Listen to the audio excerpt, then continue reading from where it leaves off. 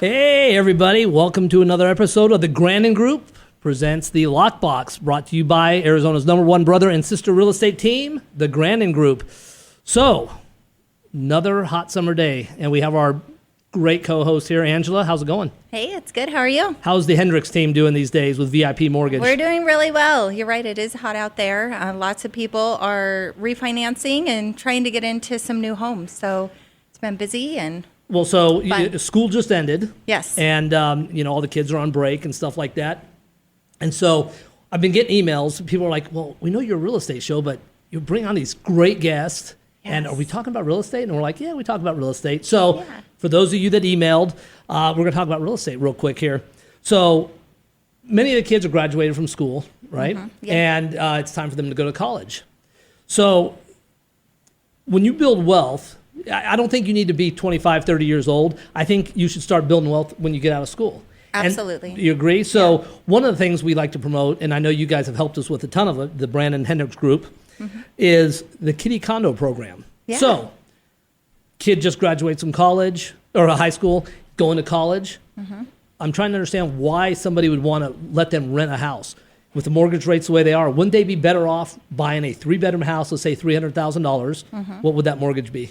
Really it just depends. We're looking at $1,500. Yeah. So $1,500. So wouldn't they be better renting the 3-bedroom, give the kid the master bedroom, he rents a couple rooms to his buddies, and after 4 years, he hasn't paid a dime, they can sell the house and there's going to be appreciation on the house. It's an investment. Absolutely. You're paying so much in college, right? Why not get some of that money back? No, exactly. and we've seen people where they've actually paid a lot of their student debt down from buying a home. So for those of you that are out there listening, this is something to consider if you're thinking about sending your kid to school. Don't waste a ridiculous amount of money on these dorms or renting, even though we do have instantrenters.com, and sometimes it makes sense. But for the most part, when we're talking about building wealth, I think we might be better off maybe purchasing a house. Absolutely. If you can do it, do it. The sooner you get in and you start making those investments, the better off you're going to be in the long term. Now, you guys can help. Most 18-year-olds don't have the credit to buy a house, but the parents can buy, correct? Correct. Yep. And the kid can get the credit? By adding them on the loan? Sure. Yeah, absolutely. We can work that out. People get all types of loans, so we would just work out a situation that works best for them, and yeah, everybody it's a win-win. So the reason we bring this up today is it's a perfect lead-in. So last week I had an opportunity to meet this incredible, I'm telling you, girls, you're going to love this guy, by the way, absolutely incredible 18-year-old, all right? I'm shocked he's 18. I know, so same here. Here. So everybody, Chaz Keller. Thank you for having me on. So Chaz, you grew up in Arizona? I did. I'm a native. Fantastic. Angela's a native. I'm a native. Well. Mm-hmm. What's one of the great things you love about this state? Well, I do love it, but I am ready to leave. I think it's important that every kid becomes uncomfortable as early as possible. That's how you learn the most. Yeah. What do you mean by become uncomfortable? Are you going to college? I am. I'm going to TCU in Fort Worth. Fantastic. So when you say uncomfortable, is this going to be uncomfortable for you? Well, I wouldn't say that, but putting themselves in situations where opportunities can arise. So getting out of your hometown, taking that coffee date, coming on the podcast, doing everything you possibly can to meet as many influential people as you possibly can is always a great option. So one of the things that I found super impressive, 18 years old. Now, we've had some younger people on the show that have started Sprouts and stuff like that. So Chaz started a new company that's going to be launching here pretty soon, a podcast called Chasing Capitalism. That's correct. What's this about? So essentially the purpose of this podcast is bringing the knowledge of the leaders of today to the generation of tomorrow and teaching kids to play the long game. So in my opinion, my gripe to pick with high school, and I can say this now that I've graduated, and I'm assuming college, is that school teaches you to work for money instead of having money work for you. It's called passive income. And so this, along with many other concepts of financial literacy and just concepts of money in general, is not taught in school. And oftentimes not taught in homes either. So what my mission is to bring this knowledge to the generation of today and also for past generations. It's not limited to minors and people under 18, but to provide them with a platform that is enjoyable to listen to, because let's face it, most kids aren't going to have the willpower to pick up a book. And also, with the intention of giving them the knowledge that they need to be financially successful. So a lot of kids will go to school to learn how to gain job security and comfort within working for money. What I want to do is teach kids to have the right tool set, to have their money work for them while still chasing a career path that they love. And not only that, but to chase a career path that they can own. You want to be a doctor? Great. Own your own clinic. Have that mindset instead of working for a hospital. So in my opinion, the best way to make money is by owning something. And there are a lot of different ways to skin a cat and a lot of different things you can own. That's great. So one of the things we talked about the other day is you don't need to be a mega millionaire to be rich. So No, you don't. how are you defining wealthy or rich? Well, rich and wealth are two different terms. So a lot of people will look and say if they have $5 million, they're rich. Well, let's take a look at how they live. It's similar to examining a balance sheet. So a lot of people could have an apartment or, a cash cow and say, well, yes, I'm earning a healthy income from this. And my response to that would be, well, what are your expenses? So it's important to look at both sides of the spectrum, I think, and do a lot of evaluating before you decide what is really profitable and the right business decision for you. So as an 18-year-old, right? And I'm not discounting that because I think this is Not incredible. at all. I think it's great. It's fantastic. In high school, you're obviously a little more advanced as far as thinking for the future than a lot of the kids. How does that work for you? Well, it starts by having great parents. I think everything about market psychology I've learned from my father, and I've picked up a book here and there as well, but also surrounding yourself with the people you want to be like. I think that's one of the most important things you can do from a young age is, like I said, taking those coffee dates with the businessmen that you look up to. And after I read, I forget which book it was, but they had the idea of going up to someone and saying, I like what you do. I want to learn what you've learned over your life experience. Let me work for you for free. And so that's exactly what I did about 6 to 8 months ago at a wealth management firm by the name of Clear Direction Investments.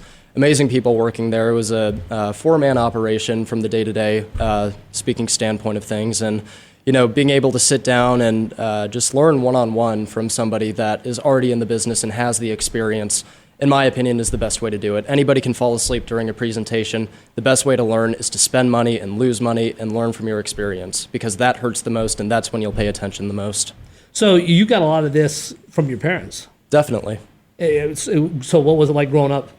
Well, I like to say, as you guys were discussing with your real estate game and teaching kids about the logic of apartment and debt and equity versus debt, I'm sorry, could you repeat the question again? Yeah, so growing up in Arizona kind of puts you, a lot of the kids in high school are wanting to go out and party and hang out and stuff. Right. So for me, it's all about finding the right balance. And everybody's balance is different. But what I was getting at is that you guys are talking about, getting kids out of college, transitioning into the real world, and as well high school into college, getting the right financial skill set. And in my opinion, although you guys are right for saying that, I believe it could be better. I believe by the time you've graduated high school, it's already too late. You already have a high school checking account. You're already making online purchases. You already have that basic understanding of what money is and how it works.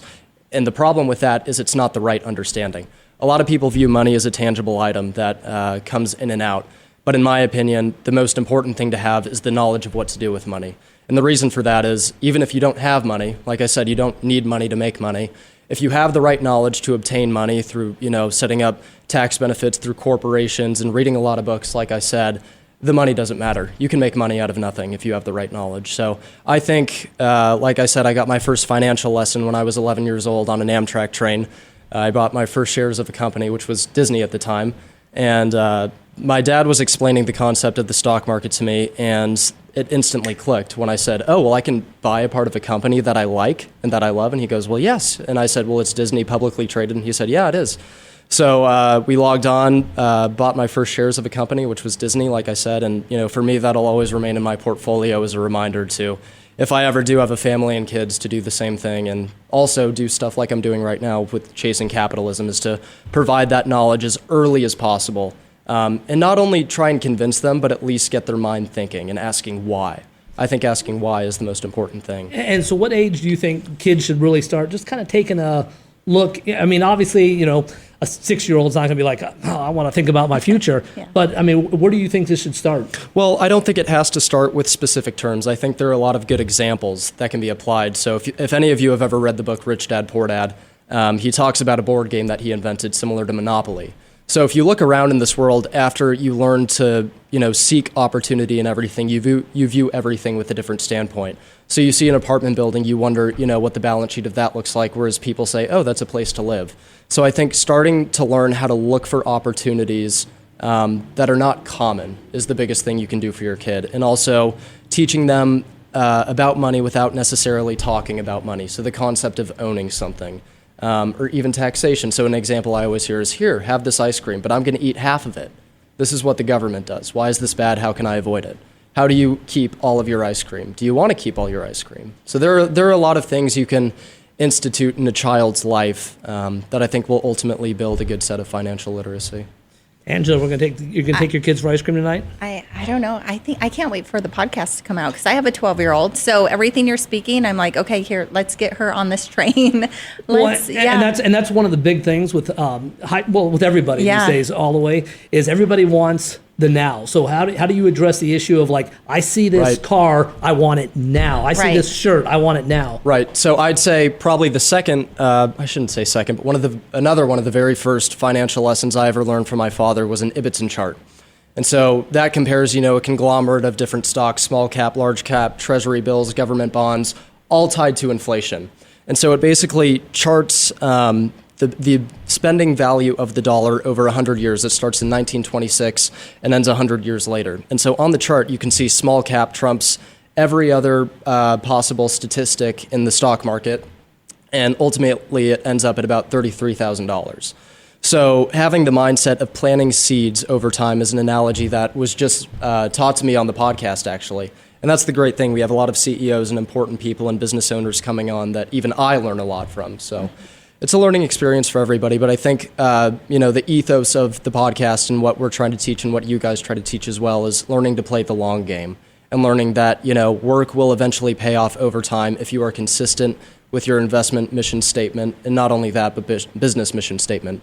So being 18 years old, have you seen, with what you're doing with chasing capitalism, have you seen any downfalls or hurdles that you're just like, man? And then with that said, if you have, how does a preteen or teenager get over a hurdle that can be devastating? Right. So actually a better example for this question would be the first company I started, which was Phoenix Golf Carts. I was 14 years old. I told my mother I wanted my own golf cart. I couldn't drive yet. My dad is a big car guy, as you guys know. And I wanted my own golf cart. It was the next best thing. And to keep things short, eventually that turned into her gifting me one that was worn down kind of halfway as a joke, but I loved it. It was awesome. And I, tuned it up, sold it, lost money, bought another one instead, sold that one, lost even more money. And like I said, losing money is the best teacher. And then I sold my third one and I flipped a profit for the first time, which was a pretty healthy profit, actually. And so from then, that expanded to me ultimately flipping about 30 to 35 golf carts and working at about 5 to 10 at a time, which my father actually built me a shop for in our backyard. So I think, like I said, the best learning experience is losing money and actually getting that real world experience in from a young age when you can afford it. So what are you telling the younger people that they lose and they just give up? No, not at all. I mean, I don't think anybody would tell you that. No, what do you tell them? For me, it's find something that you love, do what you love, and you will be successful. And the reason for that is when I was working on this golf cart, and the fourth or fifth golf cart for that matter, I never had the idea of turning it into a business. I simply wanted the perfect golf cart to ride around with all my friends, pretend I had a car, have the full 9 yards.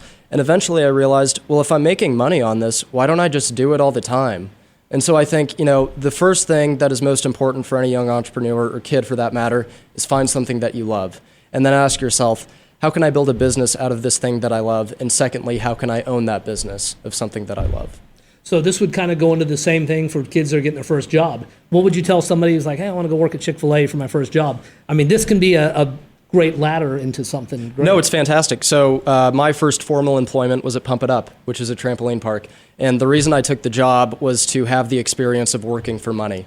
So I quote this book a lot. I'm a big fan of his. As he says in Rich Dad, Poor Dad, A lot of kids seek job security and think that earning more money and working for more money under somebody else's entity will eventually grant them the happiness and platform that they desire. And the answer to that is no.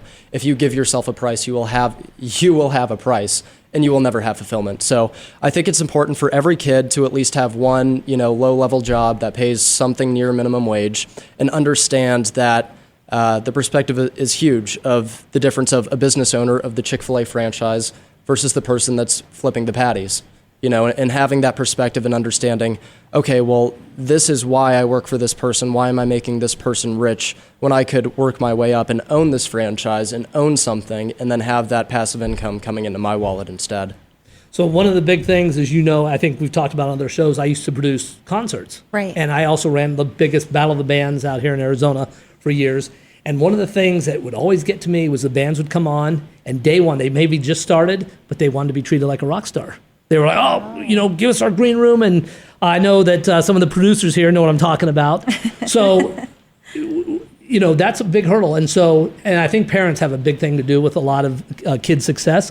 But what do you tell somebody your age that, hey, you know what? It's not going to be, maybe it will be for some of them, that rare find. Mm-hmm. But what do you tell somebody that wants to get right to the top, and they need to learn how to climb that ladder? I think if anybody thinks that way, they need a humbling experience. And like I said, no better way to do that than to work for minimum wage, which is why I did it. I mean, I wore the neon shirt. I had puke I had to clean up once or twice, if I'm being honest. But I think it's great. I think every kid should have that perspective as long as they keep, the ultimate goal in mind and understanding why they don't want to do this and why they don't want to work in a corporate enterprise and work for money. And, I shouldn't say that because there are a lot of important roles in society. We have teachers, doctors, lawyers that society revolves around, and we need those people.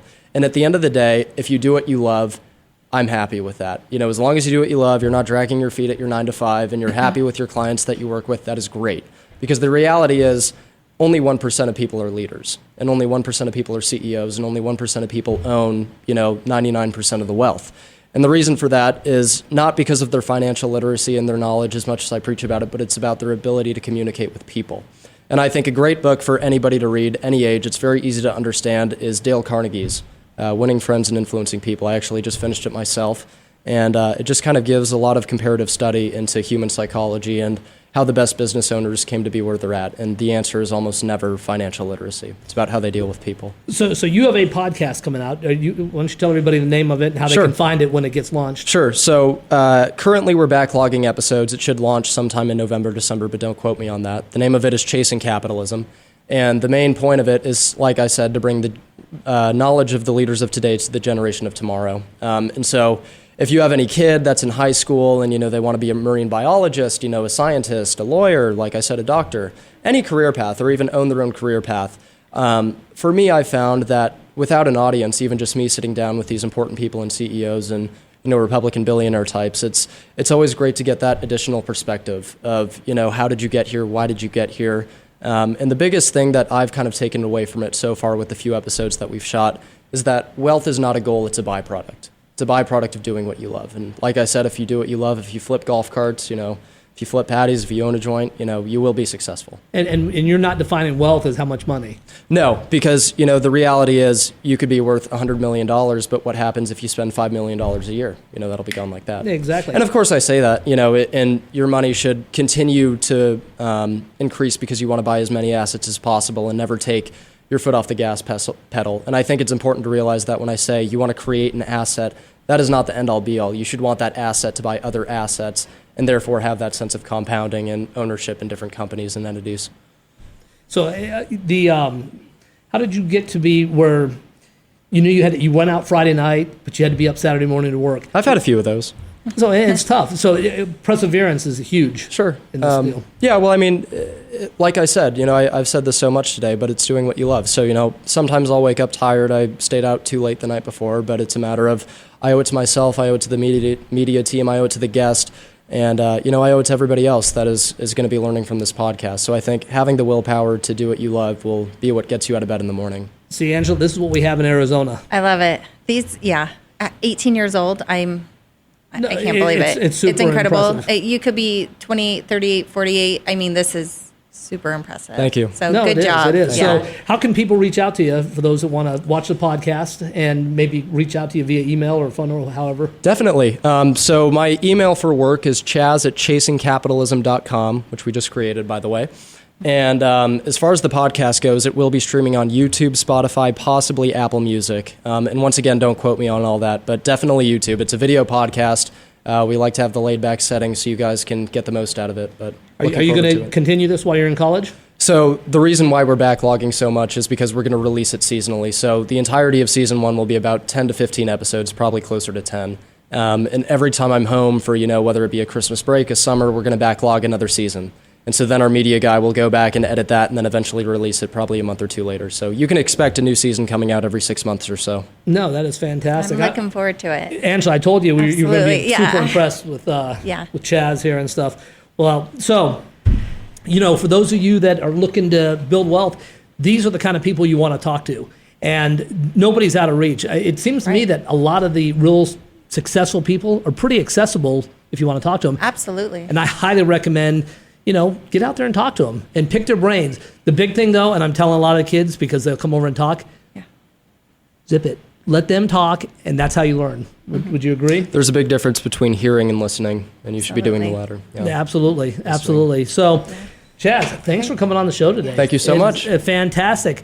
So, hey, it's a hot market out here, and this is the kind of stuff that you're going to see in Arizona when you move here. Yep. Angela, Incredible. anything else you want to add to? No, gosh, I don't think so. If you are looking to buy or refinance, you can always call us 623-979-5523 or reach us at hendrickteam@vipmtginc.com. But really, I just really enjoyed this episode. Thank you, Angela. You're very Very nice of impressive. you. Keep it up. Yeah. Thank you. No, it is impressive. Very in fact, impressive. when I take my son for ice cream tonight, I'm going to be, do you want that whole ice cream? I am doing that. Or I'm going to too. take half of it. Yeah. Let's do it. That'll be Let's great. do it. Great. So, hey, everybody, thanks again for watching another episode of the Grandon Group. We presented the Lockbox to you. We'll see you next episode.